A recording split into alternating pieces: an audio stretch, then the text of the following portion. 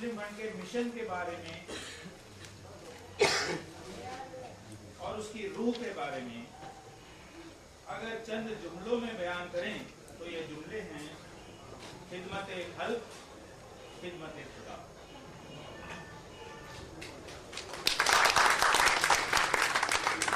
ये जुमले आपको मुस्लिम फंड नजीबाबाद के बायलॉज या किसी पब्लिश मटेरियल में शायद मैसर न हो,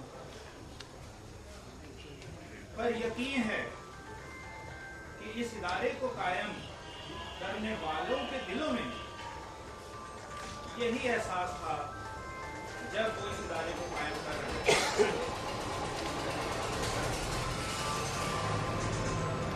इसी के ज़ेरे नजर ये तय किया गया इदारा समाज के मजदूर तबकों की सामाजिक, आर्थिक और शैक्षिक तरक्की के लिए काम करेगा। मुस्लिम फंड नजीबाबाद के बायलॉज में इसके उद्देश्य कुछ इस तरह से हैं। एक, लोगों को छोटी छोटी बचतों की आदत डालना जिससे वे अपना कुछ सरमाया जोड़ सकें और किसी मुफीद काम में इस्तेमाल कर सकें। 2, गरीब तबकों को हेल्थ, तालीमी और माली मदद देना। 3, जरूरतमंदों को आसान कर्ज मुहैया कराना जिससे उन्हें सूदखोरों के चंगुल से बचाया जा सके। यहाँ गौरतलब है कि जब हम आसान कर्ज की बात करते हैं तो हमारे दिलों में ये तमन्ना है कि काश ये कर्ज बिना किसी ऐसे खर्च या चार्ज के उन्हें दे सकें जिसे पूरी तरह गैर सूदी निजाम के तहत तरमीम किया जा सके। अब मुस्लिम फंड के अचीवमेंट्स के बारे में कुछ शब्द। इदारों की कामयाबियां अक्सर आंकड़ों में गिनाई जाती और इकोनोमेट्रिक्स और एडवांस स्टैटिस्टिक्स का स्टूडेंट होने के नाते मेरा यह विश्वास है कि आंकड़ों का इस्तेमाल कभी कभी अपनी नाकामियों को छुपाने के लिए भी हो सकता है। वैसे भी बड़े बड़े आंकड़े सुनाने से सुनने वाले अक्सर बोर होते हैं और मेरा ऐसा कोई इरादा नहीं है। फिर भी गैर इरादतन आपको कुछ बोरियत हो रही हो तो मेरी इल्तिजा है कि कृपया मेरे साथ बर्दाश्त करें। मेरे नजदीक कामयाबी तब है जब कोई दिहाड़ी मजदूर जो पहले सारी कमाई उड़ाकर शाम को घर लौटता था, हमारी कोशिशों से कुछ रकम बचाकर उस दिन भी अपने बच्चों का पेट भर सके जब उसे काम मुहैया न हो। कामयाबी तब है जब एक छोटा किसान हमारी मदद से अपनी बेटी के लिए बनाए गए गहनों को किसी सूदखोर की गिरफ्त से निकालकर खुशी से उसकी शादी में भेंट कर सके। कामयाबी तब है जब एक गरीब और मजबूर इंसान हमारी मदद से अपनी खराब सेहत के खिलाफ जंग जीत जाए। कामयाबी तब है जब एक तालिबे इल्म जो पैसे की तंगी की वजह से निराश होकर पढ़ाई छोड़ने के कगार पर जा पहुंचा हो और हमारी मदद से पढ़ाई पूरी कर सके। ऐसी कामयाबियों के आंकड़े और उनकी गिनती हमें कतई करने की जरूरत नहीं, क्योंकि इनकी गिनती खुद खुदा करता है। और आज अगर मुस्लिम फंड नजीबाबाद की शाखाओं की गिनती आधा सैकड़ा पार करके सैकड़े की तरफ जा रही है तो ये सबूत है कि खुदा ने हमारी कोशिशों को खिदमत खल्क की तरह तस्लीम किया।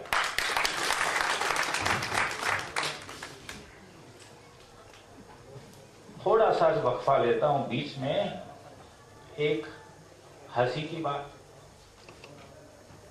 कहते हैं कि एक व्यापारी था, समुद्री केकड़े हिंदुस्तान से भेजता था बाहर, मगर अपने कंटेनर्स और डब्बों को कभी ढक्कन नहीं लगाता। तो उसके इंपोर्टर्स ने उससे सवाल किया कि भाई तुम जितने केकड़े गिनती में भेजते हो पूरे निकलते हैं, कभी एक केकड़ा कम नहीं हुआ और ढक्कन भी नहीं लगाते हो, ऐसा क्या जादू है? कहने लगा भाई ये हिंदुस्तानी केकड़े हैं, जो एक ऊपर उठता है तो चार उसकी टांग नीचे खींचती।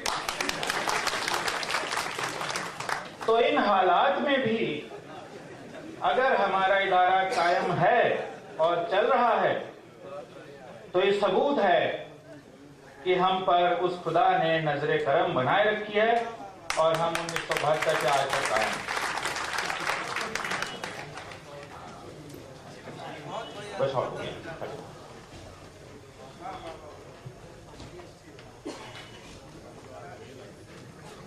अब इसके बाद सब कुछ ठीक है, मगर कुछ तो लोग कहेंगे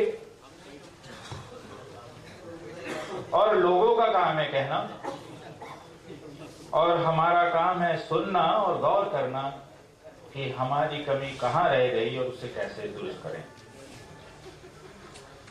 हम पर यह आरोप कोई लगा सकता है कि भाई मुस्लिम फंड की शाखाओं की गिनती अब तक 500 तो हो ही जानी चाहिए थी। ये भी कह सकते हैं कि भाई कारकुनान की तनख्वाहें अभी जो हालिया तनख्वाहें हैं उससे कम से कम दुगनी तो कर ही लेते, अब तक इतना साल हो गए तुम्हें। यह आरोप काबिल गौर है। हम में से हर एक कारकुन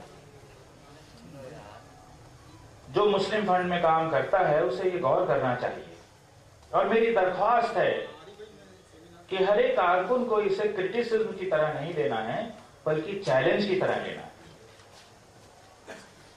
और बजाय इसके कि हम ये गौर करें कि कमी किसी और में कहां है, हम ये गौर करें कि तरक्की की रफ्तार को तेज करने में हम क्या कंट्रीब्यूशन कर सकते हैं।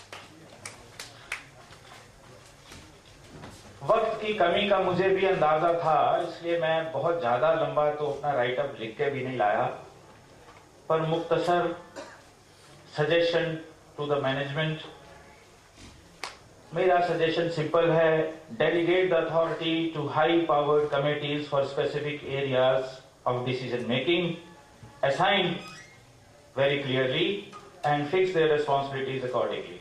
इसका मायना है कि हम अपने प्रबंध तंत्र से ये तवक्को करते हैं कि हमारा साइज, हमारी ब्रांचेस का साइज इतना ज्यादा बड़ा हो चुका है कि अब जकी साहब कुल्यतन अपने कंधों पर इतना वजन न लें कि उनकी सेहत अफेक्ट होने लगे। हम चाहते हैं कि वो लंबे अरसे तक हमारी मार्गदर्शन करते रहें, इसलिए वो छोटी कमेटियां बनाएं और उनमें क्लियर डिवीजन करें कि वो काम करें। दूसरा, हम ये चाहते हैं कि इदारे के साइज को देखते हुए और ये देखते हुए कि आने वाले वक्त में जो रुपया, जो अमानतें हमारे पास पब्लिक की मौजूद हैं, उनका कहीं दुरुपयोग ना हो सके। एक सीधा सजेशन ये है कि वो सारे फाइनेंशियल डिसीजंस, जहां कोई चाहे इन्वेस्टमेंट का सवाल हो, चाहे खर्चे का सवाल हो या किसी लोन का ही सैंक्शन करने का सवाल हो, जहां 1 लाख रुपया या उससे ज्यादा बड़ी रकम जुड़ी हुई हो, हम उसके लिए कोई कमेटी मुरतब करें और वो फैसला ले। और उसमें भी ये ध्यान रहे कि कंसर्न पार्टी से रिलेटेड हमारा कोई मेंबर अगर मौजूद है कमेटी में तो वो वोट ना करे। सीधे सीधे सिर्फ 2 सवाल और कुछ भी नहीं। और एक कॉमन सजेशन है जो मैनेजमेंट और कारकुनान सबके लिए है और बहुत बहुत सिंपल, कुछ उसमें मुश्किल भी नहीं।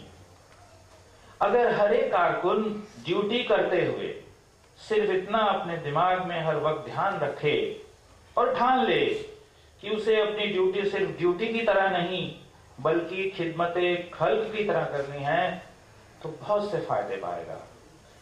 कौन से फायदे हैं? खुदा की रहमत सबसे बड़ा फायदा है। अपने अफसरों की खुशी मिलेगी, अपने साथियों का सहयोग मिलेगा और अपने छोटों की वफादारी भी मिलेगी।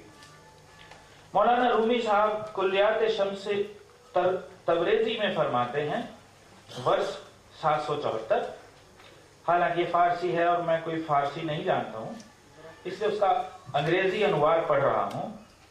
When mankind gathers on that final day and faces pale from fear of reckoning, I will hold your love in the palm of my hand, and I will say, by this I am saved or damned. इसका सीधा सीधा मानना है कि रोज़े आखिरत के रोज जब हिसाब होगा तो लोगों के चेहरे डर से पीले पड़े होंगे, पर मेरी हथेली में यानी मेरे पास ऐ खुदा तेरा प्यार होगा और जिसके सहारे मैं बचा लिया जाऊंगा। इन्हीं चंद विनतियों के साथ, हालांकि मेरे पास कुछ थोड़ा और था, वो सारा मैटर जौहर साहब ऑलरेडी आपके सामने रख चुके हैं, तो वो मैं दोहरा नहीं रहा हूं।